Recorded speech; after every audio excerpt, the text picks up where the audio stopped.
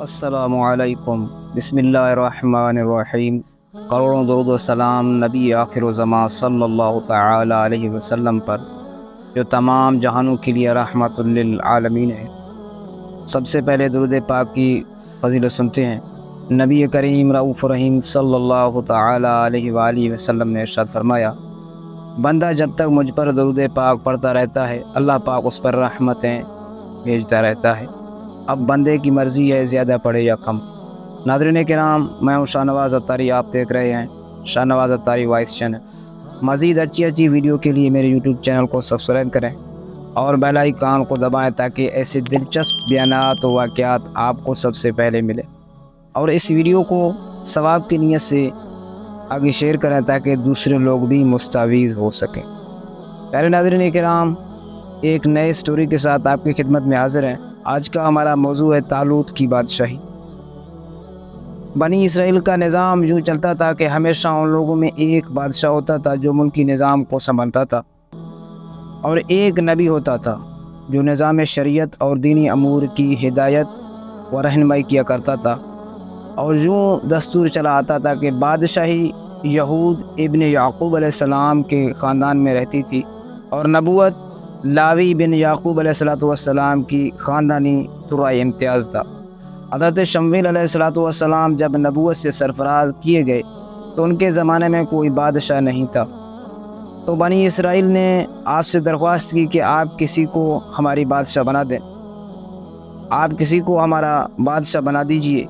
تو آپ نے حکم خداوندی کے مطابق طالوت کو بادشاہ بنا دیا، جو بنی اسرائیل میں سب سے زیادہ طاقتور اور سب سے بڑا عالم تھا، لیکن بہت ہی غریب و مفلس تھا۔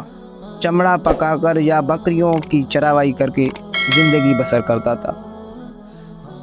ناظرین کرام، اس پر بنی اسرائیل کو اعتراض ہوا کہ طالوت شاہی خاندان سے نہیں ہے، لہذا یہ کیوں کر اور کیسے ہمارا بادشاہ ہو سکتا ہے؟ اس سے زیادہ تو بادشاہت کے حقدار ہم لوگ ہیں، کیونکہ ہم لوگ شاہی خاندان سے ہیں۔ پھر طالوت کے پاس کچھ زیادہ مال بھی نہیں ہے، ایک غریب و مفلس انسان بنا تخت شاہی کے لائق کیوں کر ہو سکتا ہے؟ بنی اسرائیل کے ان اعتراض کا جواب دیتے ہوئے حضرت شمویل علیہ السلام نے یہ تقریر فرمائی۔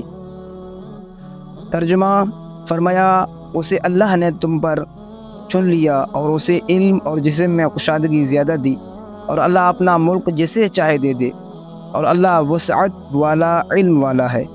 اور ان سے ان کے نبی نے فرمایا کہ اس کے بادشاہی کی نشانی یہ ہے کہ آئے تمہارے پاس تابوت جس میں تمہارے رب کی طرف سے دلوں کا چین ہے۔ چنانچہ تھوڑی ہی دیر بعد 4 فرشتے صندوق لے کر آ گئے اور صندوق کو حضرت شمویل علیہ السلام کے پاس رکھ دیا۔ یہ دیکھ کر تمام بنی اسرائیل نے طالوت کی بادشاہی کو تسلیم کر لیا، اور آپ نے بادشاہ بن کر نہ صرف انتظام ملکی سنبھالا بلکہ بنی اسرائیل کی فوج بھرتی کر کے قوم عمالقہ کے کفار سے جہاد بھی فرمایا۔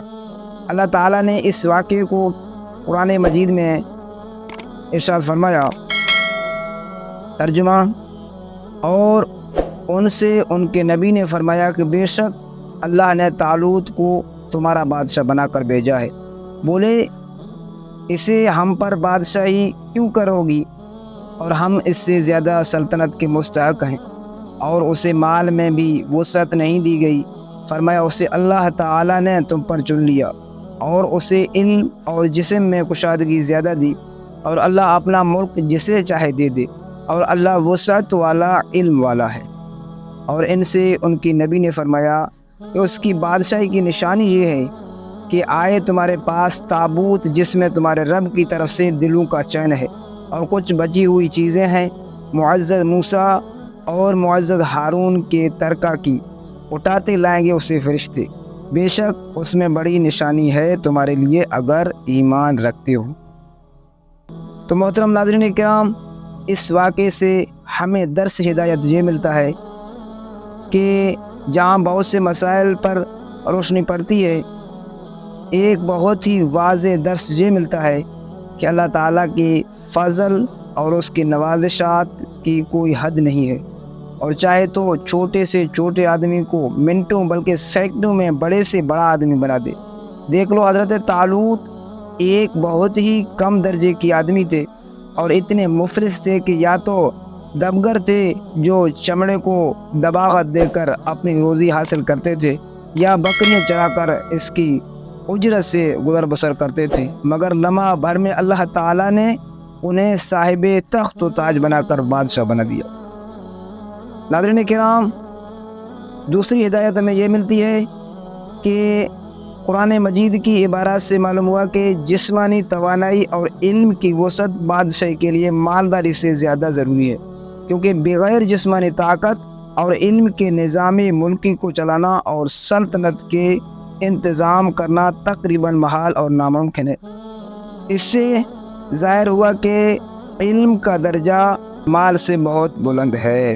ناظرین کرام، مزید ملتے ہیں ایک نئے دلچسپ سٹوری کے ساتھ، تب تک کے لیے اللہ حافظ، اپنا خیال رکھیے، اللہ پاک آپ کا حامی و ناصر ہو۔